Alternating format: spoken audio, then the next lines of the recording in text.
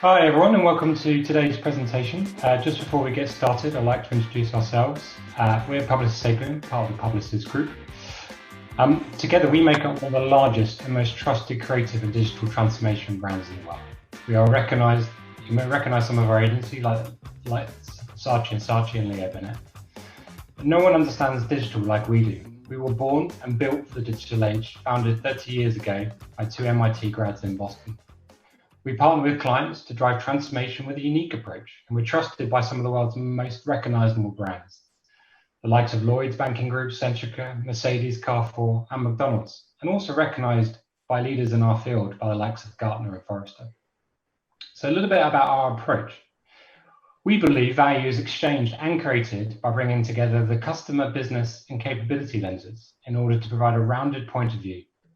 We not only bring together strategy, consulting, technology, product management, customer, but brand to deliver expertise for our clients.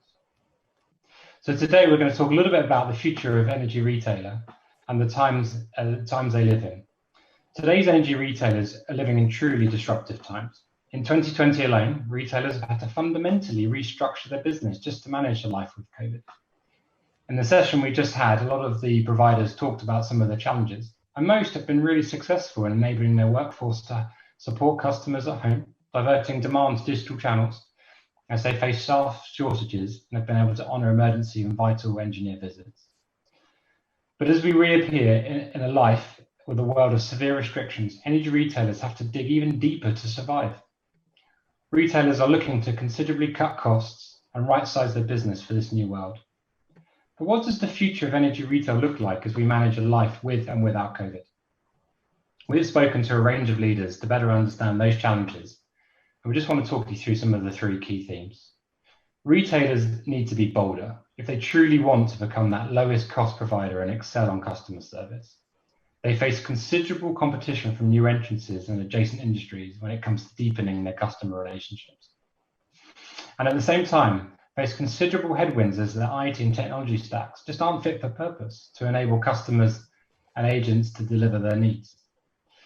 But firstly, I wanted to provide you with a frame about how to assess and embrace these challenges and work out where to play as a retailer and how to win.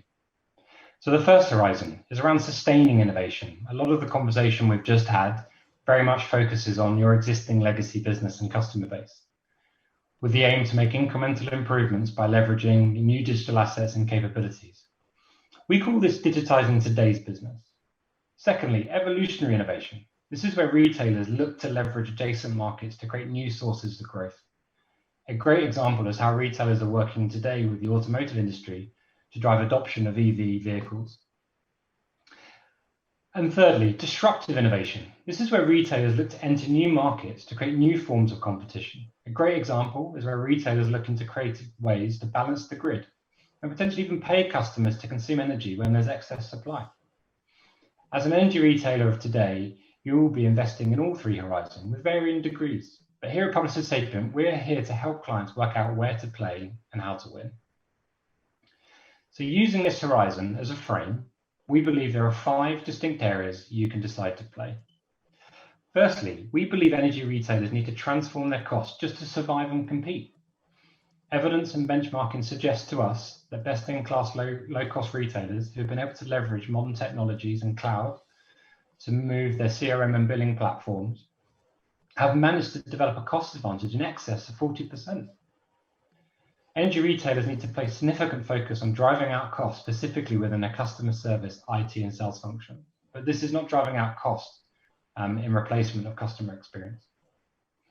And secondly, retailers today have 2 choices about how they go to market. Do they become that branded player, where they want to own the customer relationship, providing future opportunities to cross and upsell new products and services? Or do they want to become that value player with the aim to deliver the lowest price to consumers for their energy? But for those who choose to focus on being the value player, will leverage auto-switching services and embed themselves in platforms that are able to provide them with the largest and widest reach to customers. But the path is very different for those who want to own the customer relationship. They will need to look to differentiate on service, customer experience, and brand. And to be successful, we should not look within the energy retail industry to compare and contrast, but deliver against a new breed of standards where customers expect amazing, where they expect regular improvements to their experience, where they expect self-service as standard, where they expect suppliers to build trust, be empathetic, and deliver seamless experiences from the start. Those brands like Monzo and Octopus, and also First Direct, who are already achieving this, have been able to differentiate and will become that destination where consumers will buy and manage their energy needs in the future. And thirdly, for those retailers who see growth coming from adjacent markets, will have to develop a platform mindset to unlock value. These retailers will most likely not major on selling energy in the future, but instead focus on delivering a new breed of services where consumers pay a subscription to guarantee outcomes around efficiency, comfort, and care. But these retailers will need to build new capabilities in-home thermodynamics and building ecosystems of hardware, software, financing, maintenance to enable democratization of access to the mass market. And fourthly, as the adoption of EV starts to grow, so does the role of the energy provider outside of the home. Retailers will not only need to play a role in expanding their infrastructure, but they'll need to develop new value-add services over the top. Think the likes of BT Wi-Fi, which allows you to access millions of hotspots when you're out and about. Think the likes of converged tariffs, which enable you to access your 4 and 5G data packages, whether you're at home, on the move, or whilst traveling abroad. Retailers will need to think about how they integrate these into consumers' lives, inside the home, but also outside too. This also creates significant opportunity for retailers to sell value-added products over the top. And finally, prosumption, arguably the biggest and most disruptive opportunity to change the landscape, the relationship energy retailers have with its customers, but also the relationship customers have with its retailers. Customers will not only have the choice about where they source their energy, but also who they sell it to. A business in an industry worth easily in excess of 5 to 10 billion. Energy retailers will have play a massive role in this shift, both in terms of enabling a peer-to-peer marketplace, but lowering the cost of barrier to entry for consumers.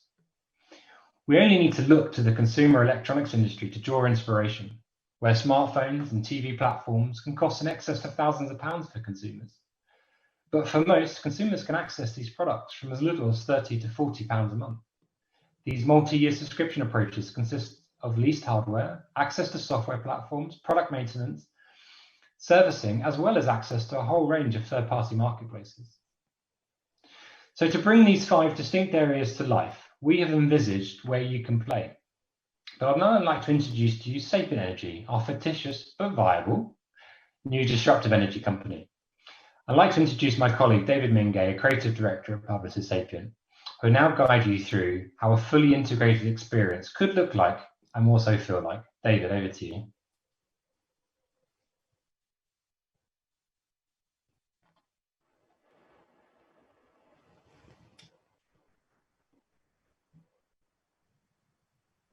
So let's take a quick look at what a unified experience might look like in an app.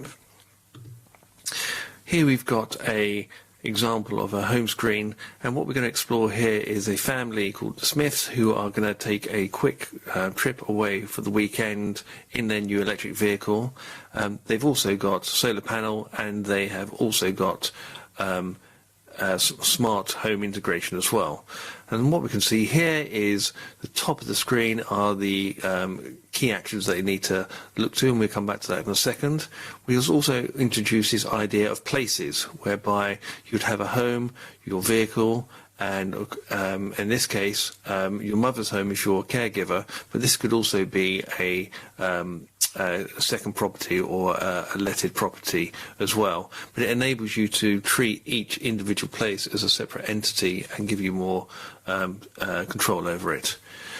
We also have, because of the integration of EV and smart homes, really easy to use control panels that allow you to set schedules and give you much more control off the back of that. And for example, if you click into their account, as well as seeing their tariff details, as you'd expect, also rewards, you can see the different elements of the power, smart meters, smart home, and so on that surrounds that. So what we're going to look at here is this call to action, which is this journey. They're going to drive to the Lake District. The system's seen that, so therefore it knows that it needs to charge the night before the car to fully 100%. But even so, because it's a long journey, they will need to stop off at a certain point. And again, the system works in conjunction with the planning software they'd use either in the car or using their smartphone. And in this case, what we've done here is given a specific targeted reward based on their behaviour. This is 20% of a Leon meal that we know that is there at the time, so much more compelling rewards rather than just blanket coverage. We can add that reward to Apple Wallet or Google Pay. The other thing we've looked at is how we integrate APIs into this. So in this example, what if you could share your tariff to the Airbnb location you were taking via APIs, and it would give you the same prices for charging up your EV car, but also potentially operating the smart home and smart meter thermostat at the same time. When they're 30 minutes away, they can have their house heated up so it's nice and warm when they arrive. So we're going to add this as to their places. So what this means is that as well as their mother's house, their home and their vehicle, for the duration of this weekend trip, this holiday home will be added too. It gives them a lot of control, and it's something they'll very much be used to. So we're going to go into part 2 now, and we're going to move the scenario on. So this is basically where, when they're away, there's an issue with the boiler. So what happens is there's a boiler alert from the system, and it's done by a chatbot in this case, and it says, we've noticed the boiler isn't working, system's lost pressure, but don't worry, they've preempted things and actually penciled in a fix for the next day, in which case it's the 10 to 11:30 in the morning, and we've given them obviously the choice of several ones, but in this case they selected yep, that's fine, and the user now has confirmed that this booking. So this means that even before the user's aware, the system has looked into possible slots for doing the repair. So that's booked, and you can go back and manage that. So now we're going to look at the actual booking, the fix, the boiler repair fix. Again, you'll get the alert. This is on the Sunday now, and so we click on that, and we have a fix tracker. So a bit like your DPD parcels or Royal Mail, you'll get an update of how far away they are. And so when you get this as well, you can unlock the smart lock or give them an access code so that the engineer can get in, because don't forget they're away, and also potentially speak to them over your smart camera for him to talk through any issues. In this case, we have the boiler up and running. And that's been given. That information has been given to them, but also because this engineer's been there before and he's seen the records, he's noticed that this boiler's been repaired a few times and cost quite a bit of money. So he's then given the ability to then put together some potential solutions that would allow them to upgrade their boiler and potentially save a lot of energy in the process. So this is part 4, and this is how we show when not only the system but also the engineer have joined forces to put together a recommendation of what boiler they may want to get. So we've used the same chat facility here, but in this case it's a real person, and we get the message from the engineer, and we tap on that, and you'll get a personalized set of recommendations based on the experience of the engineer repairing your boiler. But also, obviously, the other intelligence we glean off it. So, obviously, this boiler's cost £456. The current boiler that they're using is energy rating G, so it's actually, pretty inefficient. Because we know which boiler they have, we give them a choice of one or two. This could be more, but it allows them to allows the recommendation to be made confidently, and also shows them in stark figures how much money they would save. So we're going to go for this one and go for the Glowworm Combi, and that is all booked in, and we've added some sort of insurance protection scheme as well. And if you remember, with the family being away from their house that weekend, their home could be producing a lot more energy that they can sell back to the grid. And this is how we show this. we'd show them that between that time they're away at the weekend, it will be producing excess of energy. And that excess energy could be sold back to the grid all automatically while they're away, saving them more money. Finally, you remember the mother's house. Well, we wanted to show you an example of if there's an issue with the house. So in this example, we've got a message saying that the fridge freezer has been using a lot of energy. So when you click on this message, you'll see that the actual energy used is actually far higher than the algorithmic calculations predicted. And so we get given two options. One is a compressor failure, which means the fridge is on the blink, or more likely the door is ajar and it's just running. And that could be an issue, or it could be something that's not that important. So if you click on this, we give the mother a call and find out that actually she has in fact left it ajar, and that's nothing to be worried about. So we also give the chance for us to add some data to say that issue is fixed, so that validates the data set. And I think it's just one small example of the sort of things you can do with smart 10-second data. Great, thanks, David. What a little taste into what the future could look like here at our fictitious Sapient Energy. So today we focused on where to play, but how about how to win? We'll leave you today with some key guiding principles. So for those retailers who wish to address their legacy business, it will become important to drive self-service by addressing today's customer pain points. For technology, it'd be important to shift your core customer relationship and billing platforms to cloud so you can significantly reduce and variabilize your cost base. But for those retailers who want to enter into new adjacent markets, it will be essential to reimagine your customer journey to achieve the new normal of amazing. Likewise, a significant shift in ways of working to ensure your organization remains truly customer-centric. And for those retailers who want to capture and create new markets, it will be identifying and addressing unique customer needs, but exploring through new business models and ways of working to unlock value.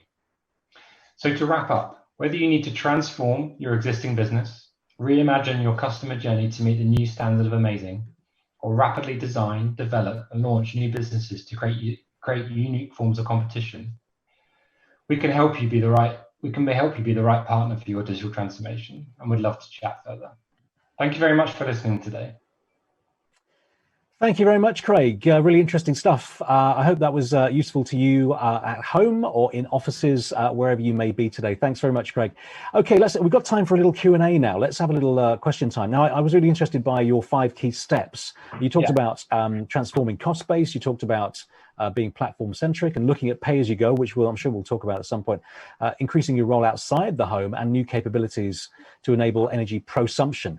Now, one that was really interesting was differentiation. You know, customers do expect amazing, but things like self-service experiences outside utilities. I mean, how would that kind of work, do you think? How do you start to really focus on that? Because I think a lot of people are looking at it not only in energy, but also and utilities, but also outside. Sure, good question. And I think, you know, traditional self-service energy capabilities are focused on helping the energy company solve its needs. You know, I need to give you a bill. I need you to submit me a meter read. I need you to change tariffs. You need to flip that relationship around, right? You need to understand what is it the customer's struggling with. So an example with British Gas, one of the key things was for customers to understand their bill. How would they actually know which devices in their home was consuming how much energy and where they could make savings? So utilizing, say, smart meter technology, you can serve up that information, and simple things, presenting information in pounds and pence, not kilowatt hours, actually normalizes the information for people. And that creates empathy, and that creates a relationship that's around trust, that you're not billing me for things that I'm not using. And so also, you're examining the relevance, aren't you, of your offerings as well? You're really kind of poring over what you offer and hopefully offering new relevant services that may not even be connected directly to what you are doing in your core business, but you're starting to build that environment that customers will like to visit. Yeah, exactly. Yeah. And you know, just to add to that, you know, that's in a world of energy, gas and power being sold to you, but there are wider sets of needs that customers have. Today, we're all probably sweating in our offices and would rather them to be cool. You know, what solutions out there are solving those problems? And that's what energy providers need to think about. I'd appreciate that today, Craig, because I'm currently looking at 36 degrees in my office. So anyone's got a solution, email us. Should we look at full digital transformation all at once, both feet in, or should we go step by step by step? An eternal question, but what's your take on that? Yeah, no, brilliant question that we get asked quite a lot. Yeah. The frame that I would reiterate to you here is you've got to understand where you want to go to. Where's your end vision? And that's got to be your starting position. But the frame we gave to you around sustaining and all the way up to disruption is important. You can't put all your eggs in one basket. You can't just focus digital on transforming your existing business. Yeah. You end up playing catch up. It's a circular circle. What good businesses and those that are leaders in innovation and leaders in this field actually spread their bets across all three horizons. So the takeaway for me is it's not about doing it incrementally. It's focusing where is your investment. Is it 70% of your money goes into transforming existing business, but how are you placing bets and creating new opportunities in adjacent markets and creating new competitive advantages in your disruptive areas? Wonderful. Thanks very much, Craig, for your answers, and thanks for your presentation, and also to you for submitting your questions at home. I hope you've taken away some very useful tips and guidance. Do check out Publicis Sapient's hub for more information. Lots of interesting stuff there. Okay, grab a quick drink. We'll see you back here for the next interactive panel discussion in a minute's time. Until then, drink well.